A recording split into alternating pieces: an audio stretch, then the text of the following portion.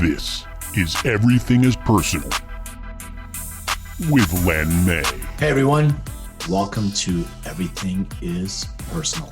Woo. I'm Len May, and this is my wonderful, sexy, beautiful co-host. Great to see your face without a mask, John Small. How you doing, party people in the place?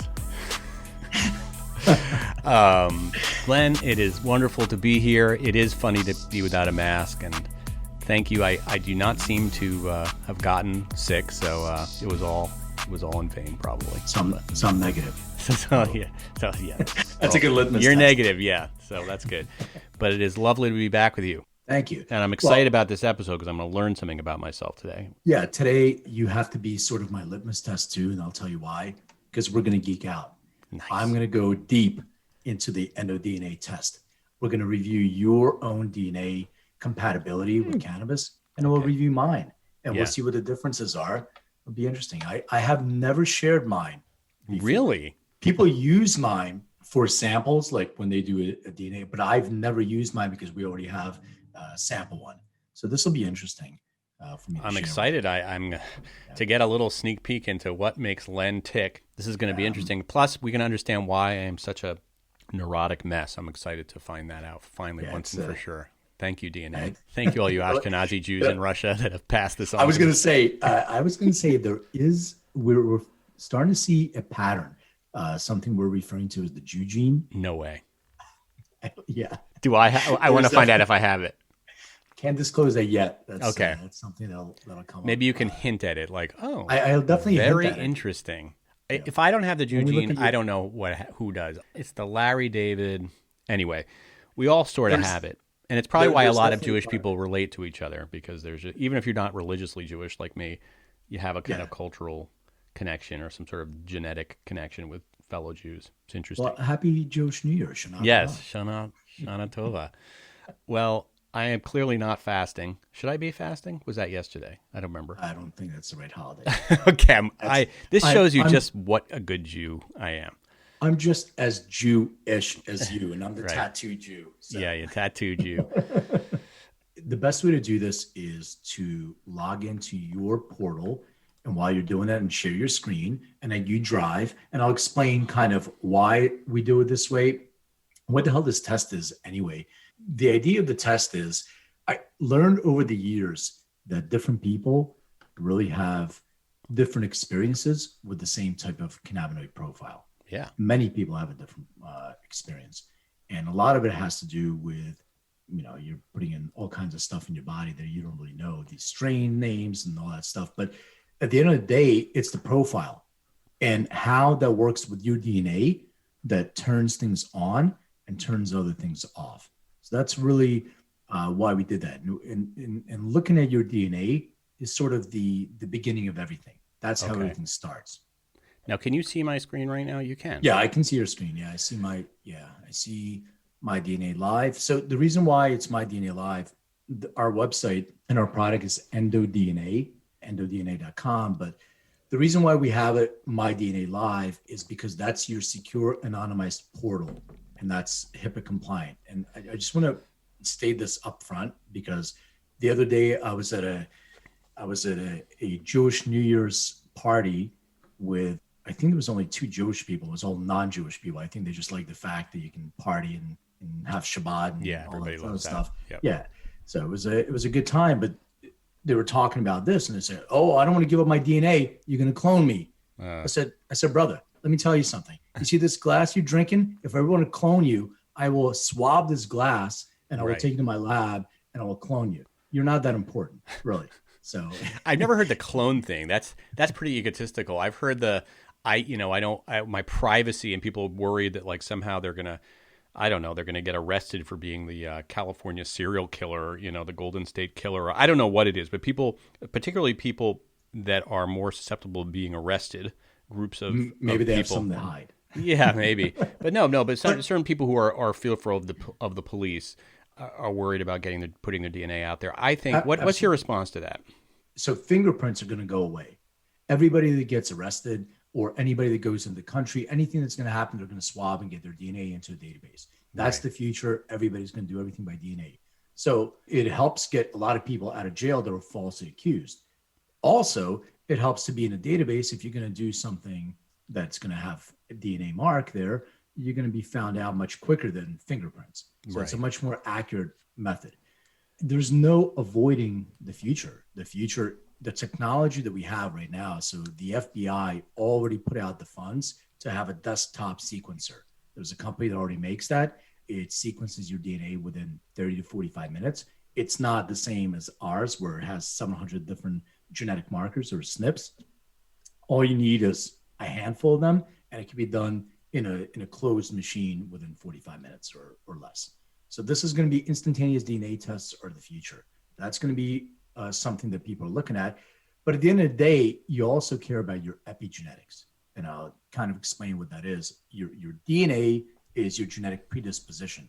Your epigenetic is how that gene is expressing itself in the real world. So if you have a genetic predisposition to insomnia and you sleep great, but all of a sudden, and it happened to a couple of people that I know, all of a sudden they start waking up in the middle of the night, that gene expressed itself, and you can measure on a cellular level that gene turned itself on. Now, how is this related to your cannabinoid system, and how can what you see in your DNA affect or impact your reaction to cannabis and CBD products? Yeah, it's a great question. And we'll dive into it a little bit more as I'm going through the report. But the gist of it is we have an endocannabinoid system.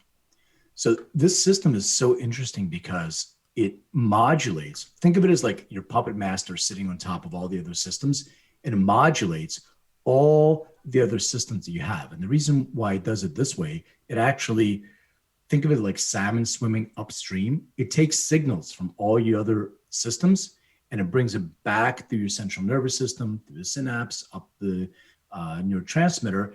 And it says, okay, this system is unregulated. There's something that's lacking. So it says more of this chemical needs to go out. Right. So it actually modulates all the other systems. The reason why your DNA plays a big role in that is because certain things that you put in your body can actually trigger an adverse event, and you may not have a really good experience, like we've discussed on previous shows. Really? So have we discussed that? I was not aware. At nauseum, and we're going to do this again today. Here we go. The idea is to help somebody. Think of it more as, I think I used this analogy before, but I'll use it again because it's very easy for people to understand. Think of it as your Waze or your GPS. Mm-hmm. So it'll show you this road over here has a traffic jam. There may be an accident. You're going to get stuck here. Over here is a much better road. Now, it doesn't guarantee there's not going to be a pothole along the way, and that's where the epigenetic comes in. But it's a lot more accurate knowing that if you're lactose intolerant, right, you have a gene that shows you you're missing an enzyme to be able to metabolize a dairy product. Now, right. If you don't know this about yourself, you're going to find out the hard way. You're going to consume dairy, and it's going to be like, oh, man, I think I'm lactose intolerant. But if your DNA shows you are actually missing this enzyme because this gene has what's called a polymorphism or some sort of expression of the mutation, then you will know it's probably something you want to avoid. So this is interesting. So somebody will get this test is completely protected. Once they get the results, I have the benefit of knowing you and be able to go through it with you. Is there a way that they can get a consultation in some way on their results? I mean, it's very, and you, as you will see as we go through this, and for those who are not watching on YouTube, we will explain it. It is very detailed. What you read is very, very detailed. But you might want to have somebody like you, not you personally, but to go through it. So how does that work? Well, if they're a friend of yours, then I'll send them your way. All right, you hear that? All my friends, they're like, "What's up?" But we have a concierge service that you can apply to, and then somebody will help you go through those results. Great. Counselor. But we do have a summary that we call the Bob from Iowa summary. So if you don't give a shit about the science, here is the summary, and here are the products and the formulations that will match best with you. So we have something like that as well. Well, shall we do a little road test here? We'll go through mine. Not obviously every detail of my life, but certainly some high-level things. And also we're going to do yours as well.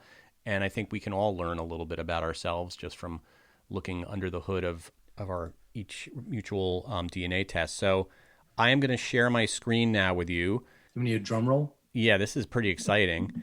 Okay, I'm screen sharing, so there it is. And here we go. So you're gonna have to drive for me, but Of course. I'm gonna describe to people what it is. So this is our welcome screen in MyDNA Live. It just tells you welcome and gives you some information. On the left side, it shows you all the endocannabinoid system reports by category. There are 16 different categories, which I'll go over, and 76 reports in total. If you scroll down a little bit where it says access your personal wellness plan, so there's a blue button. This one is a health survey. So we ask everyone to take a health survey, and we do it for two reasons. Number one, we get a baseline of understanding where you are before you start with consuming any cannabinoid product. So we have your baseline and we know what it is in terms of your pain and everything else. The second reason why we do that is because we create a personalized wellness plan. And a personalized wellness plan looks at what it is that you're experiencing in the moment versus your genetic predisposition. So we were just talking about that, but I'll give a real example. So insomnia, we talked about sleep. So you may have genetic predisposition towards insomnia, but however, you sleep great. You don't have any issues with sleep. But right now, stress or inflammation, that's something that's important to you. So when you take your survey in the wellness plan, we'll provide you those things first because they're most important to you right now. And that's sort of the epigenetic profile. That's what you're experiencing. The other thing that I want to point out is underneath where it says your survey-based report, there's a little new badge, an EW, and it says get your drug interaction report. This is really, really, really important. Get your drug interaction report. Yeah. Oh, cool. Should I get started now? Yeah. A drug interaction database. So what we have right now is 206 prescription medications, both genetic and brand. And we look at if there is a reference that medication or the cannabinoids may actually impact the efficacy of that medication. So it can be an inhibitor. The level of what type of inhibitor changes from person to person, medication to medication. But to give you an example, if somebody's consuming a SSRI or like a serotonin inhibitor, like anti-anxiety or antidepressant medication, which are that category, certain cannabinoids can actually impact the efficacy of that medication. So if you're taking cannabis with that, you should know.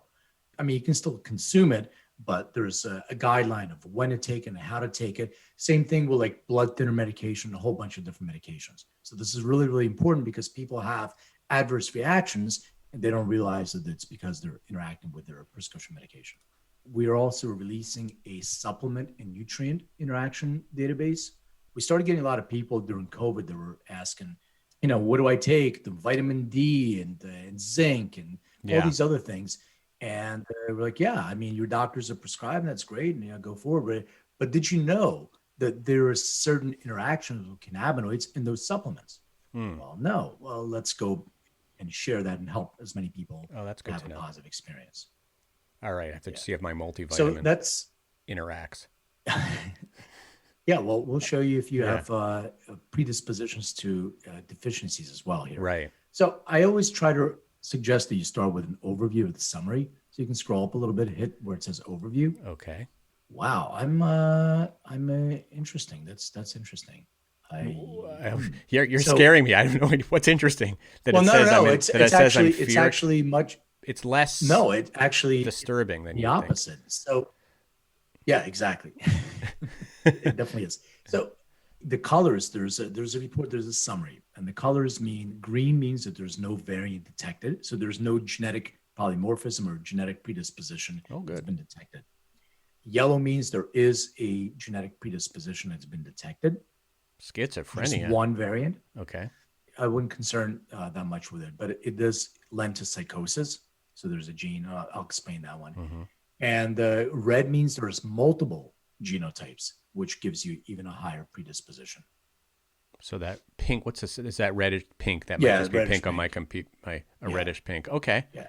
So I'm scrolling through. Let's start from the top and just kind of scroll through and I'll read through. So the anxiety reports where there's stress, fear extinction, PTSD, stress, you don't have any variants detected. Which is interesting because I have been diagnosed with anxiety. Maybe it's all in my head, literally. Well, There's no genetic variant. That's the whole thing. So Right. this is really important to know. Impulsivity, no. Schizophrenia. Now, what I want to point out there is this is not a diagnosis of schizophrenia. So basically, it says your genotype is associated with a risk of developing an increased risk of developing schizophrenia. Now, it's a very, very, very minor risk. But however, what happens is if you have genetic predisposition towards this, then taking high doses of THC can trigger psychosis. Psychosis over longer periods of time has been associated with schizophrenia. So there's a reference to that. Yeah, so it just says you're associated with a slightly increased risk. That's all. Okay. But that could high maybe THC. explain why I get a little paranoid when I get too much THC in my system. Exactly. It's psychosis. There's two genes that's CNR1, which is a cannabinoid receptor gene, and there's another one called AKT1, and we'll look at both of those. Okay. Working memory impairment. So as when you're consuming cannabis, there's an association with working memory impairment. That is for absolute 100% for sure that I have some memory issues with when I'm. Yeah. Now, the good news is that it's temporary, meaning that when the receptor unbinds itself, then you're good to go. But under the influence of that receptor being bound, that's CB1, which is THC, it impacts your memory more than the average population. Very interesting. All right. If we irritable bowel disease. Yeah. I mean, that's every Jew on the planet. That's the Jew gene. Digestive report. Well, viral hepatitis. Yeah, it's interesting. Yeah, there's definitely, but irritable bowel is actually related to stress. So there's a gene called FAH. It produces that enzyme that helps to regulate stress, and it breaks down anandamide, which your body releases as your bliss hormone. And what happens over time when people are prone to stress, that cortisol that's being released in your bloodstream, it starts moving into your gut and actually affects your gut, the lining of your gut, because you're more acidic. Yeah. So that I've seen a lot of that, Crohn's, colitis, like all that kind of stuff. And there's a correlation between that and stress. And viral hepatitis, what is that all about? That just means I'm more prone to that, or does that mean? You have a genetic predisposition to that. So just stay away from anybody with hepatitis. Yeah, I would like to not be near that person. I see some there's some alcohol, reds. Yeah. cocaine dependence. That's interesting because I've never had cocaine in my life, so I probably should stay away from it. You probably should stay away from it, but you don't have opioid dependence, so you can take as many oxys as you can. You and Rush Limbaugh can hang out and pop. That's glasses fantastic. full of pills. Yeah, and then alcohol dependence, it's true. So, I know my grandfather was an alcoholic. Mine too. I do not, I don't feel that. I mean, that probably is, that's interesting. That's in my genetic makeup because I definitely do not have an alcohol dependence. If anything, sometimes it just gives me a bad headache. So you don't enjoy it. I don't particularly enjoy it, which is good. If you liked it, you would like it maybe too much. Yeah. I have the same kind of thing. I don't really enjoy alcohol either. So I do have a psychostimulant dependence, which is, what would that be? Stimulants, uppers, any psychostimulant dependence. Okay. Yeah, any type of upper. I mean, I don't have that. I'm just saying that it says that my genetic, that I could possibly have a psychostimulant. You have a predisposition to psychostimulant. And then if we go down here, so I have pretty good fitness on blood pressure, muscle. By the way, just so you know, this metabolism on CBD and THC, it's really, really important. Oh, okay. The drug metabolism reports. So you do not have any genetic predispositions that will cause you to be a poor metabolizer. And that means edibles. I mean, besides having like higher THC, which triggers a psychosis gene, you don't have anything in your genetic predisposition that will, cause you to experience edibles worse than the average population. Oh, that's interesting. I see that one of those a lot in a lot of different reports. There's a series of genes called cytochrome P450, and they're responsible for metabolism. And CYP2C9 is the gene that metabolizes THC through your digestive system in your liver, and CYP2C19 is CBD. So if you have that, you would just adjust your dosing. But if you really are a poor metabolizer of THC, I strongly suggest limiting edibles. Right. Just based on my experience, I seem to have a fairly slow metabolism, but I'm glad to know that my genes do not indicate that. Again, it's probably just me being fat. Well, no, you may have we haven't gotten to the metabolism reports. Oh, These are I see. strictly for drug metabolism, CBD and THC. I see. So you still have an excuse. Okay. Just Okay. wait for it. Just wait, and wait will come into effect. So you have this thing called host susceptibility reports. Yeah. I'm read for something called allergic rhinitis, which is interesting. Is that like a sinus type thing? Yeah, it's an allergy. It's a Yeah. sinus allergy. So I'll explain why we did these. And everybody takes reports, gets all the reports on lifetime updates. But we did this as a complementary report when COVID started to show people where they have a genetic predisposition to possibly having some immune susceptibility. So people that have severity of influenza or susceptible to influenza or susceptible to allergic rhinitis, which is allergies. There's a correlation between some of these factors in your immune system and having some comorbidity. So what we're trying to do is empower people with information. If you have something like that, just be more cautious than the average person and just be aware and work on your immune system. So strengthen your immune system. That's all it means. All right. So two things I got to look at: allergic rhinitis and severity of influenza. And then we go into my metabolism reports. Here we go. Explain this to me. What am I looking at here? This says you have a genetic predisposition to non-metabolizing caffeine really well, also non-metabolizing carbohydrates really well. You don't metabolize fat, and you have a predisposition to above average body weight. So these are all your, markers that you can. I didn't have a chance. I haven't had it. They didn't even give me a chance. I was born with the ability to be a little bit overweight. Obesity, saturated fat. Yep. And weight management.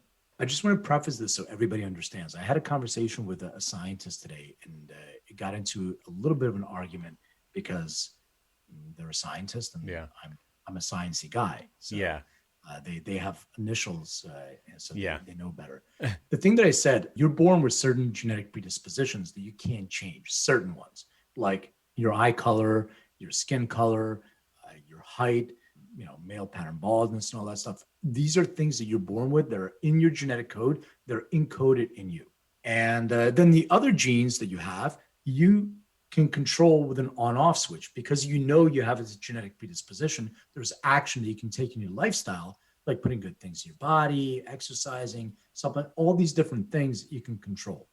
And he was like, well, I believe that you can control all of your genes. You can actually modify your genes. I said, okay, well, you can modify your genes through CRISPR or a technology that can take out a gene and modify it. But if I'm meant to be, 6 foot tall, I'm just saying, I'm can't 5'8". Will yourself to be. I can stretch on anywhere I want for hours a day. I am not going to be 6 foot tall if I'm 5'8". No matter what I do, I don't care what you put in your body. My parents were saying, hang off a bar, eat carrots, whatever it is. It's not going to work. That's the point. You can't change those, but a lot of them you can. And that's the whole point of this.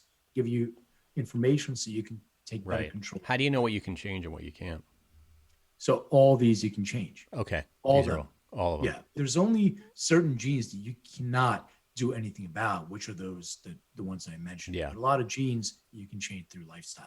Looking at my mood reports here, I'm pretty orange yellow for being depressive, overall happiness, response to social situations, except I'm in the red for seasonal mood problems, and which is probably why I'm pretty blue today. It's the fall.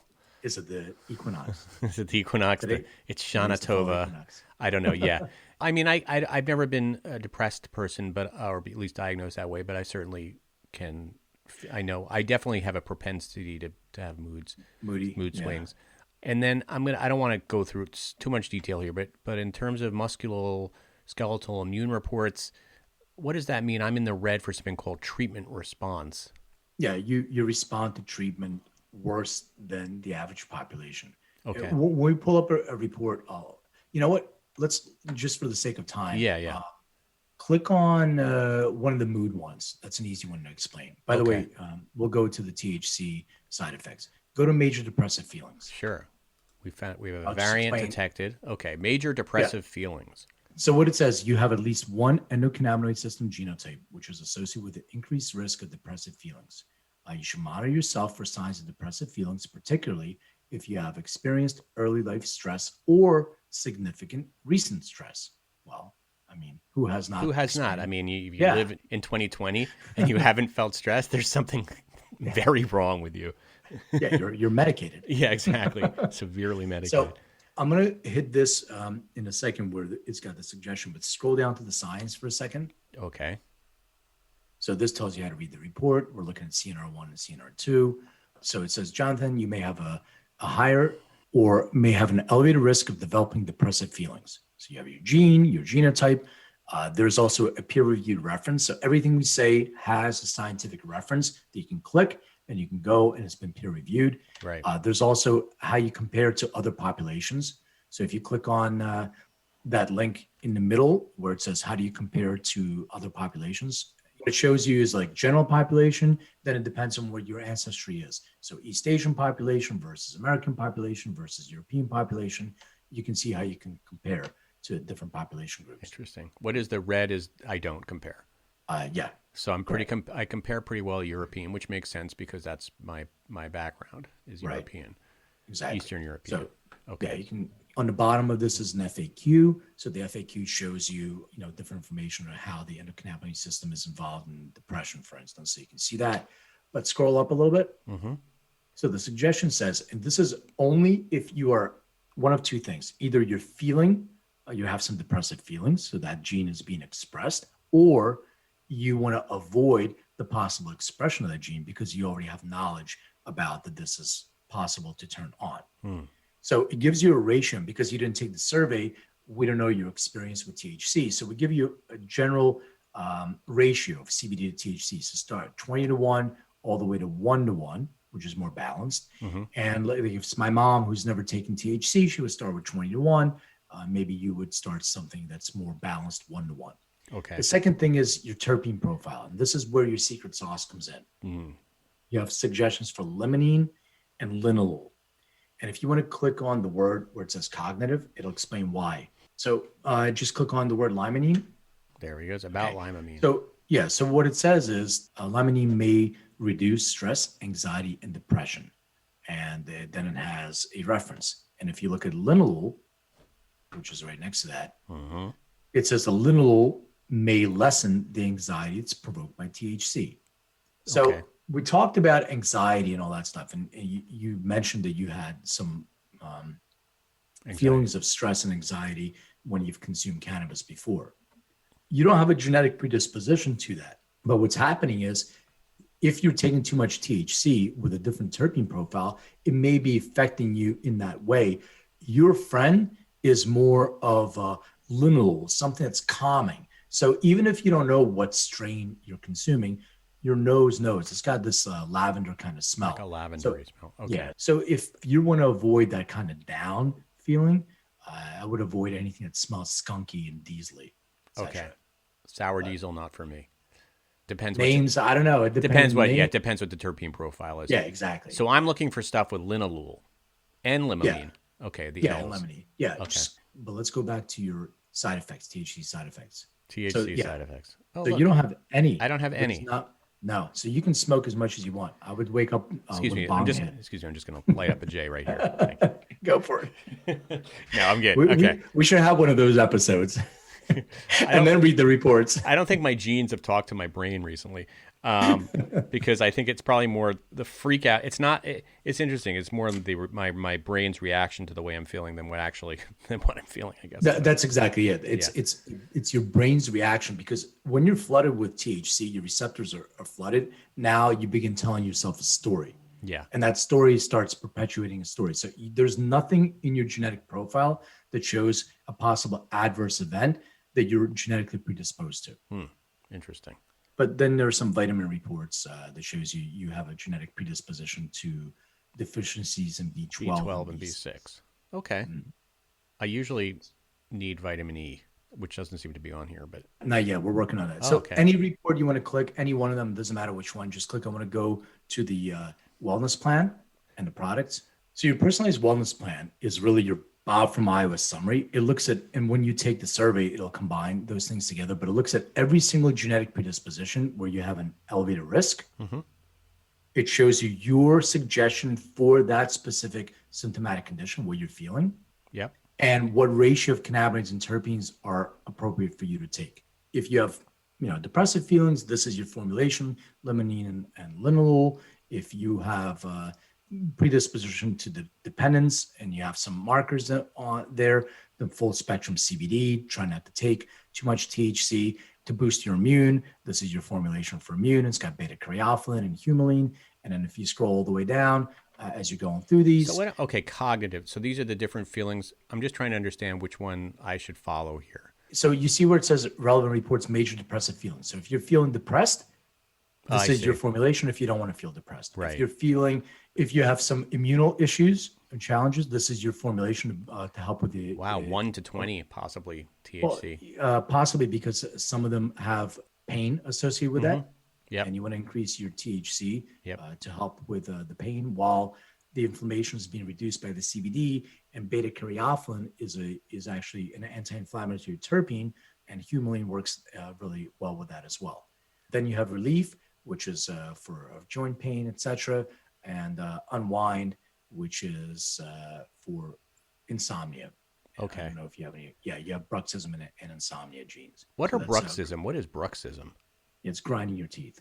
Oh, I really have that. I know I have that. Okay. Yeah. So I never knew I had that. I went to the dentist to get my teeth cleaned, and he was like, "You grind your teeth." I said, "I do not grind my teeth." And then they want you to wear that mouth guard, which I just won't. And do. I'm not wearing anything. I'm not wearing But a I- mouth but I guard. do- There's nothing says quite like sexy than a man in his mouth guard. Yes. I was dating this girl, and she had to take it out all the time. It's just this is no. Really sexy. I was like, "Yeah, I'm not in the mood." Yeah, exactly. There's just something about it. So this is enough information to go out and get a product. But we took it a step further. If you click that order now button, by the way, we don't sell any products. This is a database of different products.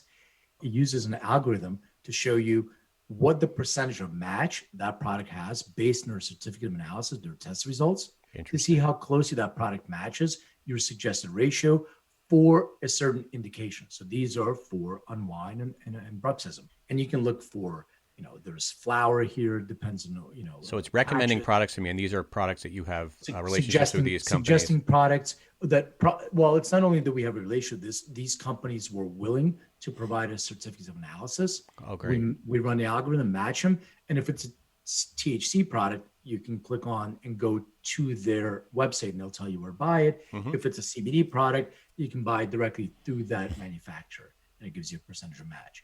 You see the little badge that has the heart with two hands Yes, right here. all the way to the right? Yeah. So that is a personal assistant that shows you if you say, "Oh my God, right now I'm having some issues with anxiety or depression." If you click on that, it'll take you to all the products that match that indication. Oh, that's really interesting. Okay. So it'll take you that. You can also go by categories. All I want is gummies, or all I want is tinctures, or show me anything that's just a topical. And then you can then contain CBD only, or you can go to THC and CBD, or THC only. So there's different ways to be able to navigate through this. So I'm really seeing some very interesting things for my different things that I want to do. I see focus, full spectrum, immune, relief, response, unwind. Yeah, but by the way, just John, like this is the thing that I think people always ask, and I want to put it out there. You didn't, but maybe that you're thinking it. So I'm kind of reading your mind. I want to ask it. Talking. What do people I ask? have a gene for that. Yeah. Can you just recommend or suggest one single thing? What is my formula? And the answer I have to that doesn't exist. There is no one single formula. pill for anything. It depends what it is that you want to address. So I kind of use the analogy of NyQuil and DayQuil. So if it's during the day and I need to work on my focus, so I have my daytime formula. Like I take my daytime tincture. This is what I consume during the day. That's my focus formula. Yeah. Helps me my ADD. I'm looking That's at my focus. that's my DayQuil. And then my NyQuil is a formulation that's much higher THC with a completely different terpene profile. So your NyQuil and your DayQuil. Hopefully you won't take your NyQuil during the day and vice versa, and you'll be all right. Is there something that is in your particular genetic profile that might be interesting to our listeners to know about? Maybe I don't remember. It'll be a surprise. It'll be a revelation for me. I can't wait to see what makes Len tick. I think mine is very similar to yours, by the way. Okay, and that's probably because we have a similar G gene. Eugene and come from a certain. By the way, did you see? You don't have to tell me what it was, but did you see the Eugene in there? Yes. Okay, that was it's the teeth grinding thing. I'm not going to say, but I just think that it is. That All right, wasn't it. all right. So now we're looking at your screen, and Look at my screen. wow, look at that! What the heck? That is amazing. No, we're not even looking at anything. What are some of the things that you are surprised about, or that actually make sense, given you are somebody that actively takes a lot of different CBD products and cannabis products? So are there things that it sort of makes sense for you based on what you're seeing now? Well, let's compare. So I also do not have any of the anxiety markers, no stress reactivity. I do have a little bit of impulsivity, and I do have some working memory impairment, which is true when I'm high. I definitely don't remember. I'm bad with memory anyway, especially names, but I remember weird things. Like weird facts from your past, yeah. And yeah, but even the way that I remember, it's like little movie clips. I was just talking to my buddy the other day, and I was like, remember we went so-and-so? He's like, I have no recollection. I'm like, what do you mean? You're wearing this. We walked to the club. There was Jamie here. And he's like, I don't even understand how you remember these things. I'm like, I don't know. Yeah, you're that guy. Squirrel. I don't have the IBD. Oh, interesting. Wow, big cocaine dependence. I definitely do not like cocaine. Right. So I am very grateful. Yeah, that you don't don't. like cocaine. Yeah. My things were always more down than up. Mm-hmm. It wasn't a big Upper. alcohol is not my thing. I don't like uppers. Yeah, uppers are not my thing. Now I do enjoy downers, or I did enjoy downers, and one of my favorites was real opium. Luckily for me, I do not have an opiate dependence. Yeah, so that worked out. But opium was, I can see where. Did you have that during your travels to Burma? In my opium den. Yeah, days, your opium den. Okay. We used to sit there in the opium den and just hang out with my buddies there. No, I actually had it shipped to me from Afghanistan. Oh wow, cool. Real opium. Yeah, basically the stuff that they get now, but there's more control. I don't want to talk about it because that's not. You don't want. But we all know. Yeah, we know what's going on. Drug. Okay. I don't have any drug metabolism. I'm good with CBD and THC, so edibles are not my issue. I also have allergic rhinitis, which kind of makes sense because I used to get allergies a lot on the East Coast, like seasonal allergies were the worst. Yeah. But I don't get them here. I don't get them in LA. Man, I have the opposite. But anyway, that's interesting. So we both share that because I get them here, but I never had them in the East Coast. So I never get sick. Yeah. That's great. But when I get sick, I get sick. Knocked down. So 5 years ago, I got the flu, which was, I think, my first flu. And I'm like, I don't even know what this is. I was really sick and my fever was high, and I decided not to go to the doctor. I don't go to doctors anyway. But I ended up having to go to see my doctor, Dr. Chen, who's really a DO of Chinese medicine. That's the only doctor I go to. Uh-huh. She's like, hold on a second. When I came in, she took my 2 pulses and looked at my tongue, yelled at me as she always does that I brushed my tongue, which I shouldn't brush my tongue because there's a lot of things that your tongue tells you, but it can also tell you have pretty bad breath. Yeah. So I try to brush my tongue as often as I can. She comes back and she puts a mask on and she goes, hey, have you been near anybody from Africa? And I said, as a matter of fact, Sasha is my daughter. We were helping to feed the homeless, and we used to do this every weekend and like pack food and drive around. But we were working with a family from Eritrea, from Africa, and a really nice family. And didn't think I said, yeah. As a matter of fact, she goes, Ebola. I said, what? I was like, Ebola? What do you mean? Yeah, and she actually thought I had Ebola. Holy crap. But then I started Googling, like, bleeding from the eyes. Yeah, you're not bleeding from the eyes. You're not throwing up. None of that was happening. That's terrifying. That would have. I know, it was terrifying. And then I had to quarantine myself. So what happened was I got the flu, which turned to be pneumonia because I didn't treat it. So for 3 days, I mean, there were people trying to come in my house, leave me food. I could not get up. I couldn't even move from a place on the couch. I slept. I had 103 something fever for 3 days. I wore like 2 sweatshirts. I was freezing the whole time, and everything hurt. Even blinking hurt. And I had to cough. And every time I cough, I thought my head was going to explode. So she would call me twice a day, every single day. And she would be like, how's the fever? Are you feeling better? And she would give me herbs. So I cooked these herbs, and they tasted horrible, but I would drink those, like the liquid of herbs every day. Third day comes and she calls me on, and she's like, if the fever doesn't break, and she speaks with a heavy accent. I'm not doing it now. If fever doesn't break, then you have to go to the emergency room. And luckily on that day it broke to 101, and I started feeling better. But 3 days, I was dying. So when I actually get sick, I get really, really sick. That was the point of that whole long story. Wow. But I've taken sick. And yeah. I mean, I'm I guess the same way, and that's why we don't want to get the COVID. No, but I'm not. I'm not concerned, because that experience helped me get antibodies. Oh, that's great. Yeah, you got to get antibodies too. You got to get sick a little bit.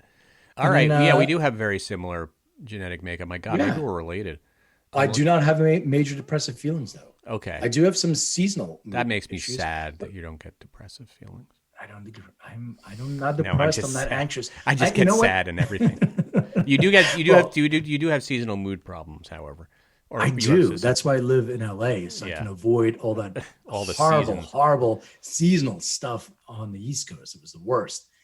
So yeah, overall, I think that prone to fibromyalgia, bruxism, insomnia. You have a little bit of insomnia. You know what it is with insomnia? I hate going to sleep. You're just missing out. You're just missing out on everything. I hate it. Well, here's the story. So my mom, when I was growing up, Philly summer is very similar to New York summer. It's humid, hot and humid, and it's the worst. My mom said she was allergic to air conditioning. So in my room, as I sleep, all I had was a little fan. Oh God. And it would blow hot air. So going to, and my parents would force me to go to sleep. And when I go to bed with this, and I could not sleep. I hated it. So I have it in my head, and I would, I think we talked about it before, I would make mixed tapes. Yep. Like I would sit there with a radio and the tape recorder. So I still think I have some of this, that I never go to sleep unless I am exhausted. Like I have to be super, super tired to go, and then I just pass out. So maybe there is a little bit of that insomnia where it always goes back to our childhood somehow. Yeah. And bruxism, but I do have some THC side effects. Look at that. Interesting. I have a lot of them. A lot of them. Wow. Impulsivity after THC use, schizophrenia after chronic THC use, which is that AKT1, which is psychosis, that gene. And then psychosomatic, which is psychosis-like effects, working memory. So yeah, this is the one that really is a concerning one. Not to me, because I kind of know what my thing is, but this gene, we talked about this before too. I'm going to repeat for those that didn't hear. Over the last several months, I've had several people that actually contacted me and said they had a psychotic break. Wow. And all of them have the same exact profile. All of them. This gene, when triggered, you can have a psychotic episode. So if you have this gene, which gene is this? AKT1. AKT1, you better be careful about chronic use of THC products, right? Well, it's not just the gene, it's the genotype. You know, computers speak in a binary code, ones and zeros. Yep. And then you have the user interface on top of that, but behind it's ones and zeros, everything. So your genes communicate in 4 letters, a C, a T, an A, and a G. Those are called nucleotides. So the combination of those letters are your genotype. That's what makes it yours. So in that AKT1, the one that's associated with an increased risk of psychotic effects is the homozygous, which is the CC. It's the 2 letters are identical. So it's not just, do you have that gene? It's which genotype on that. And it's not even the gene. It's called a SNP, a single nucleotide polymorphism. It's that genotype that is prevalent in that psychosis. When it's expressed, it's called a phenotype. So you have a genotype that's a genetic predisposition. When it's expressed, it's your phenotype. You're actually experiencing that in a moment. And yeah, that's it. I also have B12 deficiency. Maybe that is the that's it. That's the elusive gene. It's all B12. Suddenly, after this podcast, there's a line of Jewish people out in front of CVS looking for B12. I think you get a shot. So to wrap up here, if people are interested in this test, and the service, they do what, Len? They go to EndoDNA and they just order the test. The kit. From And I have done, EndoDNA.com. clearly I have done the test. I can tell you that it is Yeah, you can just like a order DNA. the kit and get it shipped to you. You can buy it in a store, or if you have your 23andMe or Ancestry, you can just upload your results from the raw data that you already own. And how much is this? Retails for $199 for the full kit and $49.95 for the data upload. And we have Endoline products that are coming. We have all kinds of interesting things that I'll mention to our audience, where we have some products that are being developed by our partners that are going to be aligned with your DNA. And we'll give out maybe complimentary kits for people to try these products and get them honed in so they exactly know what they're getting. So those are kind of things. That's exciting. Well, I'm looking forward to trying the products that are right for me, because I know that I'm looking for some linalool and, well, depending what I need to, limonene. Linalool is your friend. It's a very, very nice calming terpene. And, lavender. I'm gonna look out for that one. I have so much CBD on my desk right now. I'm gonna look to see which ones have the linalool in them, if they do at all. I have a question for you. Change topics for a minute. Yes. What do you think about this new thing of drive-in shows, live concerts? Drive-in shows. Have you heard about that? No. What happens? So we talked about live concerts. When are live concerts going to come back? Right. Well, live concerts are coming back. It's just they have some now, but it's drive-in concerts. Right. So you actually drive to the fairground. You stay in your car. Yeah. The music is through your speaker in your car. I love it. You're not supposed to get out, but some people are getting out. Of course if they you do. get out, you stand next to your car, but you have to wear a mask. I mean, what's not to like about that? I mean, of course, it's not as good as going to the Hollywood Bowl, but honestly, my son, who is in a band, they have been talking about this in their school. Well, he's in a band. He's in a music school, right? And there's band. They have a jazz band, and they're talking about doing performances where everybody will drive into the parking lot and they'll perform, and everybody will stay in their car. I love this idea. I love the idea of getting people out of their houses in some way or another. So I'm all for it. And it would be particularly fun to go to like a hip hop concert in your car and just rock. It's just like the old days when people used to go to drive-in movies, right? With their like, or like the Flintstones, where they have to bring the big horn. Now I'm really aging myself here, but they had that big horn, the big husk that they put in the car. I have never been in my life to a drive-in movie theater. So I'm excited about this opportunity. So what are you hearing? Is this going to be happening in Los Angeles? Oh, yeah. What's already happening? So Cypress Hill announced a show. Oh, terrific. They're doing a show, and Sublime is doing a show. Sublime's still around? Sublime with Rome. It's the new Sublime, which sounds, I don't want to say as good. You know that whole story, right? No, I don't know this. It was their friend. Okay. Who used to hang out with them. Yeah. And when he passed. When the lead singer passed. Yeah, when the lead singer passed.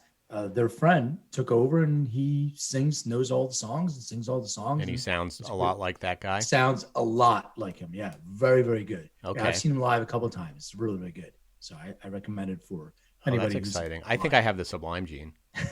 Some people really hate Sublime. I think they have almost a genomic predisposition to hating Sublime. Is that you hate Sublime? No, I love them. But I know that I just talked to somebody recently who's like, that's my least favorite band in the world. And I was like, what? Really? How could you not like Sublime?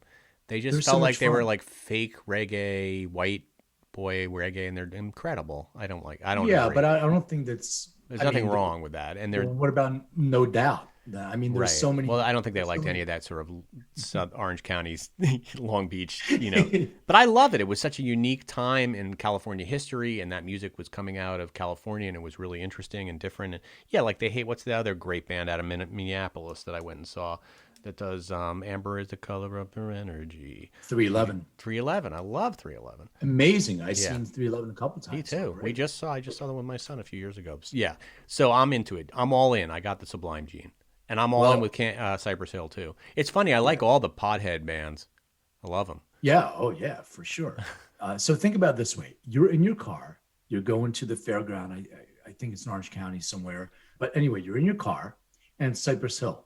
And everybody's going to be medicating at some level, I'm pretty sure. Yeah. In your car. You're driving under the influence.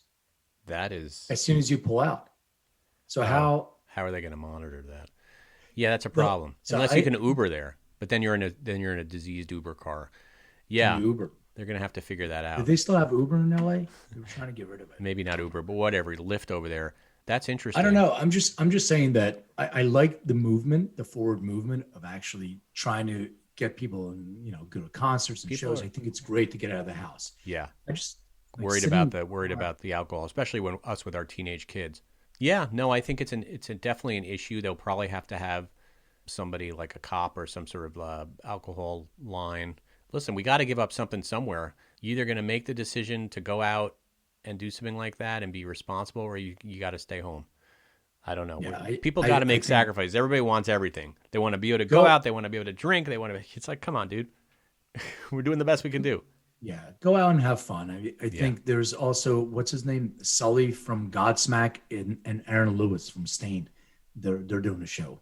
Also a drive-in show. I could see like theater being done this way, and I think it's a pretty cool idea. I mean, I just hope it doesn't replace the real thing. Then people are never going to get out of their cars. I just got a tour of the new Rams and the Charger Stadium virtual tour. Oh, cool. And you can't go, but it's the stadium's half sold out. And they said they're going to have concerts there and all that stuff. And I said, when? I said, well, we don't know when.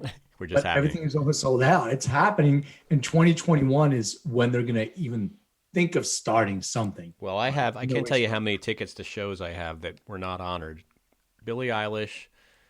Yep, me too. Alanis Morissette, the New Order, Pet Shop Boys.